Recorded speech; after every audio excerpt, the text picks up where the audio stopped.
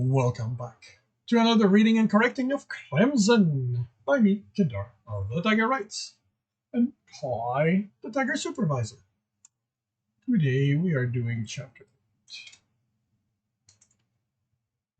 8. Amarilla told the truth. Alex didn't come across anyone through the corridor in the buildings, and there was no one waiting for him once he stepped outside. The main exit was on the opposite side of his building, and as much as he knew he shouldn't, Alex walked around to see what was happening. He mixed into the crowd massing on the other side of the road, watching the group of soldiers with their weapons trained on the door, like armor matched that of the guards, while he was in prison. He vaguely remembered them from when he broke into his apartment while he was sick. He left. He knew they wouldn't find it. He knew they wouldn't find who they were looking for, and he didn't want to be around when they expanded their search. 2 blocks away, he called a private car. A private car.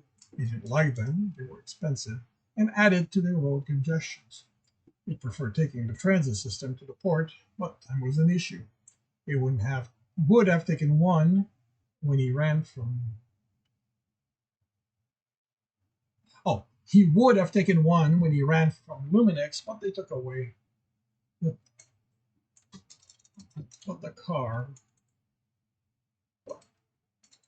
cars took a while to arrive. He gave the destination as soon as he got in and swiped his ID to authorize the payment. He realized someone might track him that way as the car merged into traffic. Is it worth getting out and finding another way to get to the port? He decided to keep the car. They had to know where he was heading, so getting there fast was more important than covering his tracks right now.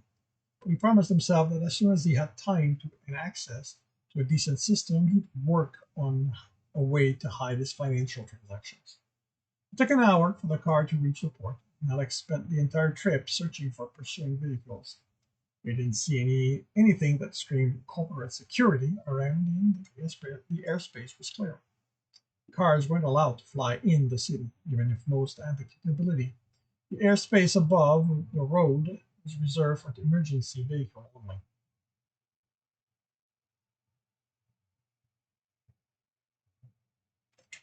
But cars weren't allowed to fly over the city, even if most had the capability. The airspace above the road was reserved for emergency vehicles only. Not that the adventurous car owner couldn't fly into them and try to bypass the bad traffic, despite the hefty fine for being caught. Another reason Alex didn't want a car. He was unsure he'd have the patience to deal with the traffic. Using transit, he could read or watch something while he waited to get to his destination. But for the first time, he wondered why the transit system didn't use the emergency lane. It would move faster since it would bypass the slow spots, and that would be an incentive for more people to use them, reducing the number of cars on the road. The car dropped him off at the main entrance and tried to get it to go to another one, but the car had a dumb system in that it didn't make the decisions. It was controlled by a central computer that Alex couldn't talk to. He walked around the port to a side dock that technically was for deliveries only, but in investigating alternative ways to get in, he'd come across a complaint thread about how the docks were always open and security couldn't spend their time there, forcing people to use the entrance and pay the fee. As the thread indicated, there was no security there. The truck was at the dock, but no one was around. Alex slipped in and walked down the corridor. There weren't any signs indicating where the concourse were, and after going through 3 doors and a few turns, he wondered if this might not be an entirely separate part with no access to the rest of the port. He relaxed when he heard the hubbub of people in the distance. He relaxed when he heard the hubbub of people in the distance for a moment, someone opening a door to the concourse. He increased the space until he heard someone coming in his direction, then slowed to a more normal one, ready to play the part of the lost kid. The person turned the corner, too far for him to make out details. The pursuit was about all it was about. I don't need the about. It was all you could tell for a while as they got closer. Then brown hair pulled back. A woman. He stopped and cursed. What was she doing here? Nice outfit, his interrogator said. But you're a bit too old to pull it off. She continued walking toward him. Alex looked around. It's just the two of them here. Did you really think we weren't going to monitor every entrance point? Alex frowned. They'd known where he was going. He knew that. That's why he'd gone for a side entrance. But he'd completely forgotten to check if there were cameras. She stepped a few paces away. Now, for the moment, it's just the two of us. I didn't let them know where you're here because I wanted to have a talk with you. I want you to understand the seriousness of the situation you're in. She pulled her jacket aside to show the gun in your shoulder holster. You don't have any protection anymore. I don't know why Carson was protecting you, but that's done. Damn it, I had nothing to do with your husband's death. The woman's face became harder. Right. That's why you're heading off planet. Probably to meet with your partner. Are you insane? How many times do I have to tell you I'm not Tristan's partner? He took Jack from me. I'm going to save him. She rubbed her face. Why are you keeping to that damn lie? It's just us. I've turned off the camera here. No one knows you're in the port. What's the fucking point of continuing to lie? I'm not lying. Why can't you understand that? Just tell me where Tristan is. Where were you two supposed to meet? You do that and I'll let you go. I don't give a damn about you. You're just a way for me to find that killer. Alex sighed in exasperation. I don't know where he is. Then where are you going? To try and find him. Didn't you listen? She shook her head. I don't buy it. There's no way some desk jockey like you just decides to up and leave the only thing he's ever known to go after a killer like Tristan. I know you've read the file we keep on him. No, there's something more to this. You're going to tell me what it is. Alex couldn't believe her. She just wouldn't listen. Are you telling me that you wouldn't turn the world upside down to save someone you loved?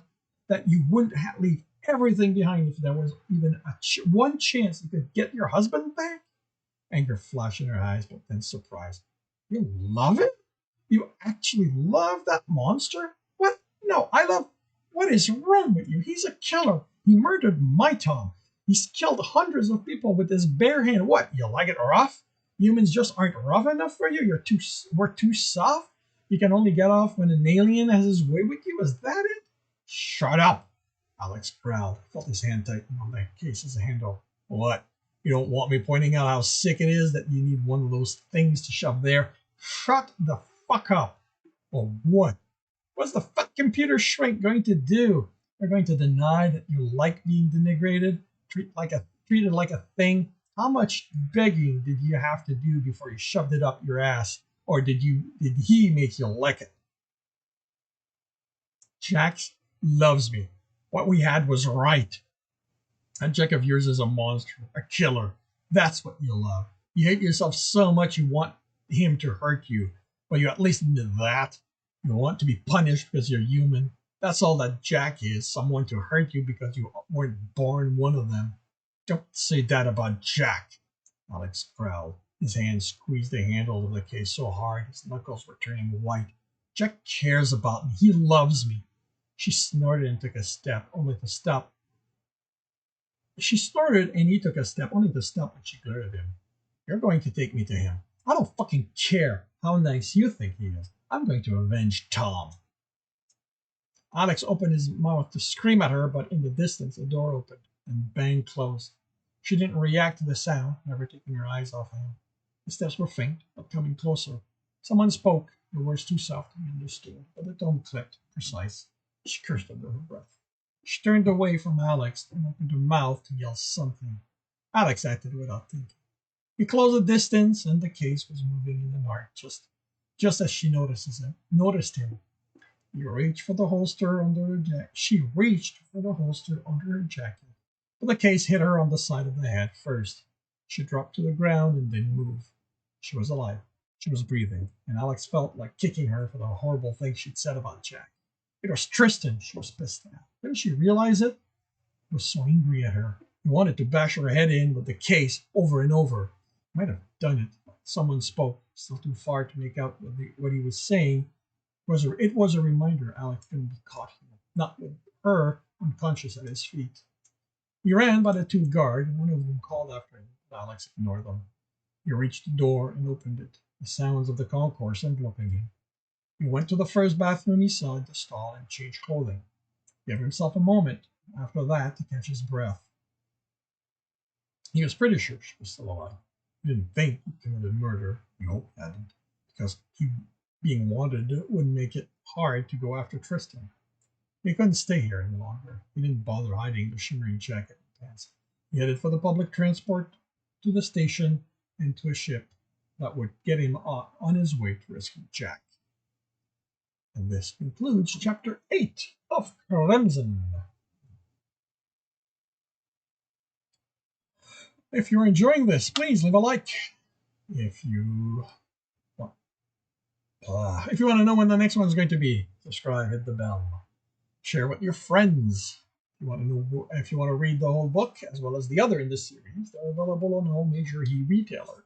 There's a link to that in the notes, as well to my Patreon, should you want to support me, and to my Twitch, should you want to me fumble my way through these live. And with that, I shall wish you a good day.